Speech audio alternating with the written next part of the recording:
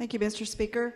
House Bill 326 would designate the Honor and Remember flag as the state's emblem of the service and sacrifice of the men and women of the United States Armed Forces who made the ultimate sacrifice, whether directly in the line of duty or as a result of dying from the battle from within due to PTSD or other related issues.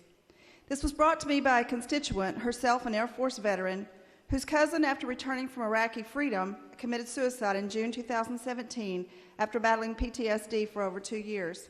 I had the honor of presenting an Honor Remember flag to his family during a ceremony stop in Muhlenberg County during the 2019 Run for the Fallen. This measure to date has passed in 26 states. Nothing would be mandatory. The language says may.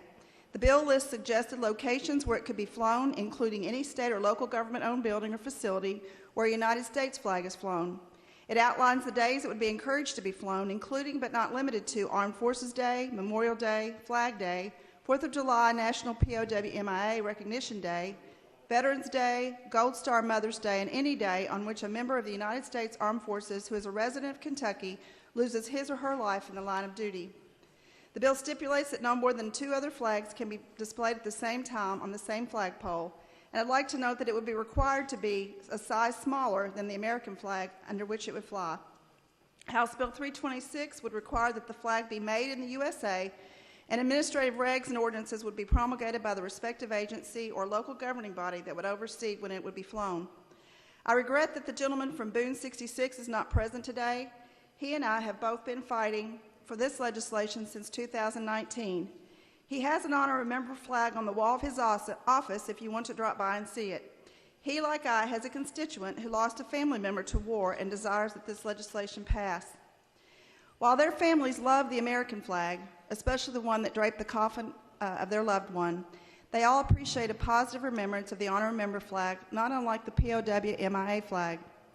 As I was sharing with the senator from Christian yesterday, every time I drive into Greenville, I pass a house with a flagpole that is flying both the United States flag and right underneath it a POW MIA flag.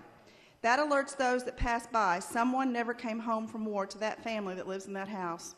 Likewise, the Honor Remember flag could alert those who drive by homes that fly it under the stars and stripes or at a state building that someone in that family died either in the line of duty or perhaps from the battle within post-combat.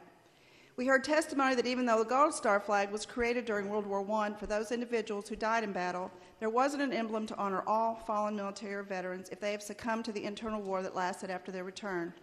The measure has passed this chamber before, always with 0 nay votes, and most recently was stopped by COVID before it made it to the other chamber. Mr. Speaker, if there are no questions, I move passage of House Bill 3.